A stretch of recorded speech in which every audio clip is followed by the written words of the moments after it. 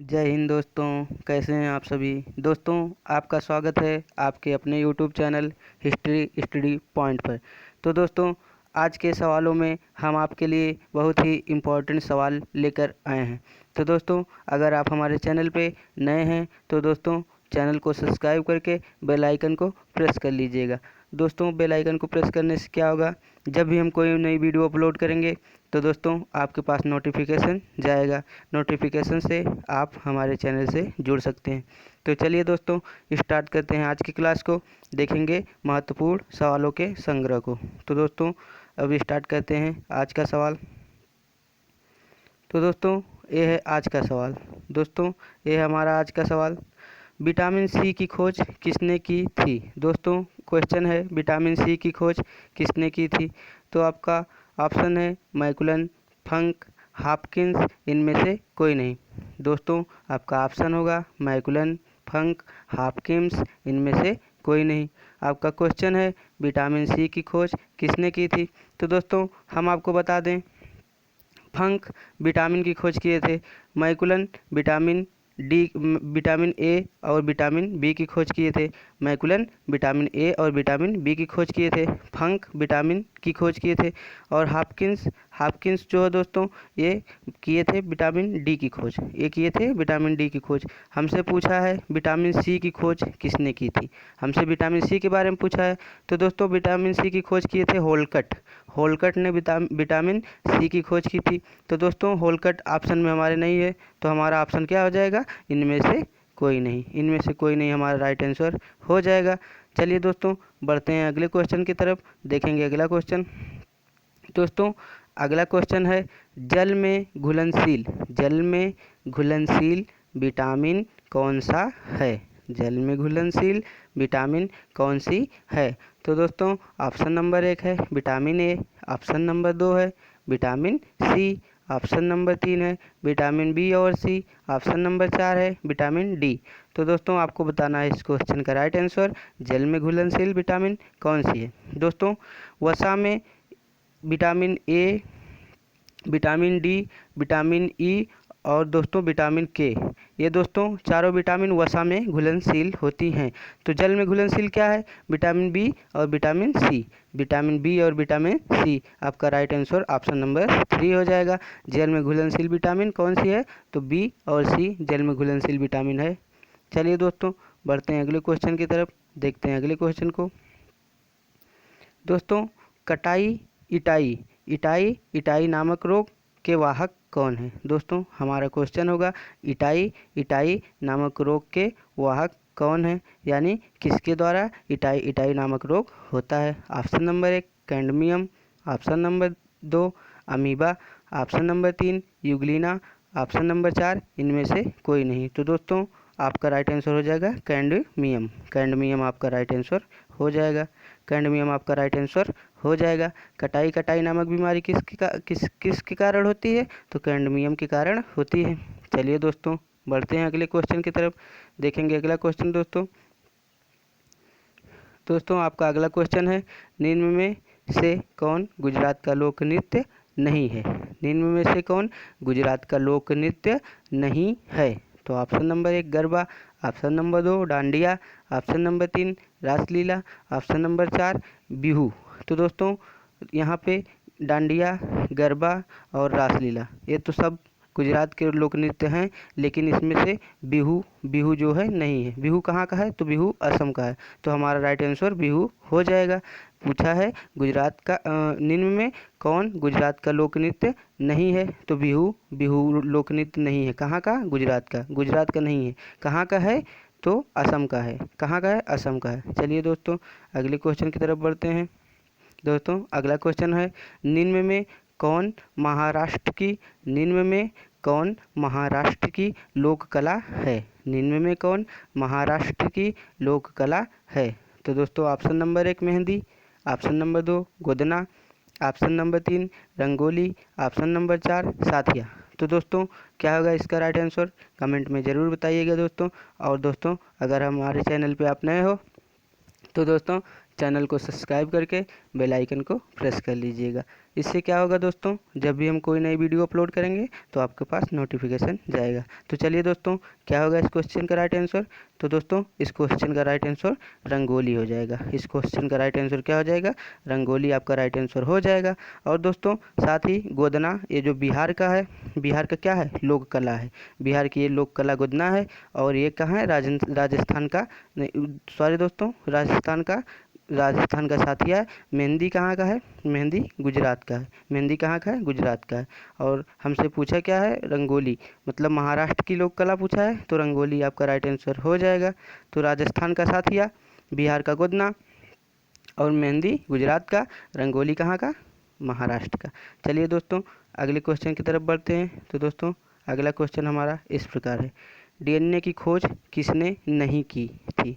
DNA की खोज किसने नहीं की थी, हमको क्वेश्चन पूछा है डीएनए की खोज किसने नहीं की थी। नहीं की थी दोस्तों, हमको पूछा है नहीं की थी। तो दोस्तों वाटसन और क्रिक डीएनए की खोज किए थे। वाटसन और क्रिक डीएनए की खोज किए थे। कौन नहीं किया था, डार्विन ने जैव विविधता का सिद्धांत दिया था। डार्विन ने जैव सिद्धांत का प्रतिपादन किया था। लेकिन वाटसन और क्रिक डीएनए की खोज किए थे। तो हमसे क्या पूछा है, डीएनए की खोज किसने नहीं किया, तो डार्विन ने नहीं किया। चलिए दोस्तों अगले क्वेश्चन की तरफ बढ़ते हैं। दोस्तों पेड़ पौधे निम्न में से क्या होते हैं। दोस्तों पेड़ पौधे निम्न में से क्या होते हैं। ऑप्शन 1 लैंगिक, ऑप्शन 2 अलैंगिक, ऑप्शन 3 दोनों, ऑप्शन 4 इनमें से कोई नहीं। तो दोस्तों आपको बताना है इस क्वेश्चन का राइट आंसर। दोस्तों पेड़ पौधे निम्न में से क्या होते हैं, तो दोस्तों क्या होते हैं, लैंगिक होते हैं। क्या होते हैं, लैंगिक होते हैं। आपका ऑप्शन नंबर 1 राइट आंसर हो जाएगा। पेड़ पौधे क्या होते हैं, लैंगिक होते हैं। चलिए दोस्तों अगले क्वेश्चन की तरफ बढ़ते हैं। पुरुषों के शुक्राणु का जीवन काल कितना होता है। पुरुषों के शुक्राणु का जीवन काल कितना होता है। बहुत ही इंपॉर्टेंट क्वेश्चन दोस्तों। पुरुषों के शुक्राणु का जीवन काल कितना होता है, तो दोस्तों 20 मिनट। पुरुषों के शुक्राणु का जीवन काल कितना होता है, 20 मिनट होता है। पुरुषों के शुक्राणु का जीवन काल 20 मिनट होता है। दोस्तों अगर यहीं पे महिलाओं का अंडाणु पूछता तो दोस्तों 2 से 3 दिन हो जाता राइट आंसर। चलिए दोस्तों अगले क्वेश्चन की तरफ बढ़ते हैं। काला सोना के नाम से जाना जाता है। दोस्तों काला सोना के नाम से जाना जाता है कापर, अमलगम, कोयला, हीरा।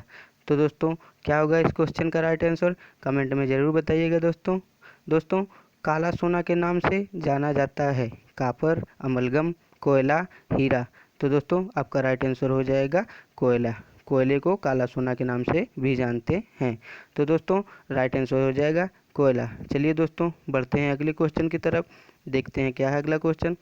दोस्तों आपातकाल की उद्घोषणा किस अनुच्छेद के अंतर्गत आती है, मतलब किस अनुच्छेद के द्वारा आपातकाल लगाया जा सकता है। तो दोस्तों आपका option number 1 355, option number 2 360, option number 3 352, option number 4 354।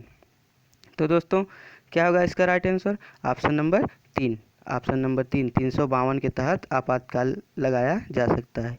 चलिए दोस्तों अगले क्वेश्चन की तरफ बढ़ते हैं। तो दोस्तों अगला क्वेश्चन, संविधान के किस अनुसूची में भाषाओं का उल्लेख है।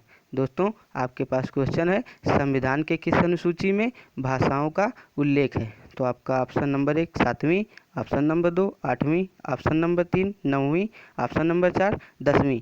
तो आपको बताना है इस क्वेश्चन का राइट आंसर दोस्तों, संविधान के किस अनुसूची में भाषाओं का उल्लेख है। तो दोस्तों किस अनुसूची में भाषाओं का उल्लेख है, 8वीं अनुसूची में आपका राइट आंसर हो जाएगा। कितनी भाषाओं का उल्लेख दोस्तों, 22 भाषाओं का। चलिए दोस्तों अगले क्वेश्चन की तरफ बढ़ते हैं। तो दोस्तों ये है हमारा अगला क्वेश्चन, संविधान में कुल कितनी अनुसूचियां हैं। दोस्तों आपसे पूछा है संविधान में कुल कितनी अनुसूचियां हैं। ऑप्शन आपको दिया है, option number 1 10, option number 2 11, option number 3 12, option number 4 15। तो दोस्तों आपको बताना है इसका राइट आंसर। तो दोस्तों संविधान में कुल कितनी अनुसूचियां हैं? तो दोस्तों राइट आंसर हो जाएगा ऑप्शन नंबर 3। अनुसूचियां कितनी है दोस्तों? 12। तो दोस्तों आपका राइट आंसर 3 हो जाएगा। और दोस्तों अगर इनसे भाग पूछा जाए तो भाग 22 भाग, और अनुच्छेद पूछा जाए तो 395। तो आपको दोस्तों याद होना चाहिए ये भी, कभी कभी अनुच्छेद भी पूछता है। तो दोस्तों संविधान में 12 अनुसूची, 22 भाग और 395 अनुच्छेद हैं। चलिए दोस्तों अगले क्वेश्चन की तरफ बढ़ते हैं। दोस्तों आपका अगला क्वेश्चन है, किस अनुच्छेद के द्वारा संविधान में संशोधन किया जा सकता है? दोस्तों आपका क्वेश्चन है, किस अनुच्छेद के द्वारा संविधान में संशोधन किया जा सकता है? ऑप्शन नंबर 1 अनुच्छेद 368, ऑप्शन नंबर 2 अनुच्छेद 353, ऑप्शन नंबर 3 अनुच्छेद 354, ऑप्शन नंबर 4 अनुच्छेद 352। तो दोस्तों आपका राइट आंसर क्या हो जाएगा? Option number 1। ऑप्शन नंबर 1 आपका राइट आंसर हो जाएगा। दोस्तों आपसे पूछा है किस अनुच्छेद के द्वारा संविधान में संशोधन किया जा सकता है? तो दोस्तों अनुच्छेद 368 के द्वारा संविधान में संशोधित किया जा सकता है। चलिए दोस्तों अगले क्वेश्चन की तरफ बढ़ते हैं। दोस्तों आपका अगला क्वेश्चन इस प्रकार, झाड़ियों और वृक्षों और झाड़ियों का अध्ययन क्या कहलाता है? दोस्तों आपके पास क्वेश्चन है, वृक्षों और झाड़ियों का अध्ययन क्या कहलाता है? तो दोस्तों वृक्षों और झाड़ियों का अध्ययन क्या कहलाता है? ऑप्शन नंबर 1 है डेंड्रोलॉजी, ऑप्शन नंबर 2 है पोमोलॉजी, ऑप्शन नंबर 3 है माइकोलॉजी, ऑप्शन नंबर 4 है इनमें से कोई नहीं। तो दोस्तों यहाँ पे आपको बता दें, पोमोलॉजी में फलों का अध्ययन किया जाता है, माइकोलॉजी में कवकों का अध्ययन किया जाता है, और दोस्तों डेंड्रोलॉजी आपका राइट आंसर हो जाएगा। डेंड्रोलॉजी में आपका वृक्षों और झाड़ियों का अध्ययन किया जाता है। चलिए दोस्तों अगले क्वेश्चन की तरफ बढ़ते हैं।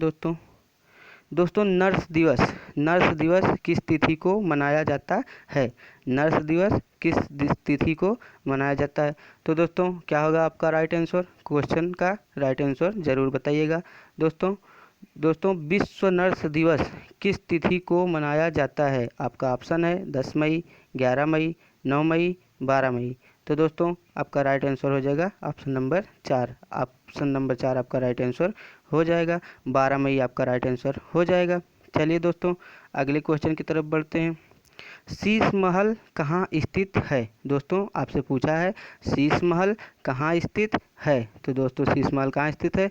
आगरा, इटावा, दिल्ली, औरंगाबाद। क्या होगा दोस्तों इस क्वेश्चन का राइट आंसर? आपका राइट आंसर हो जाएगा ऑप्शन नंबर 1। ऑप्शन नंबर 1 आपका राइट आंसर हो जाएगा।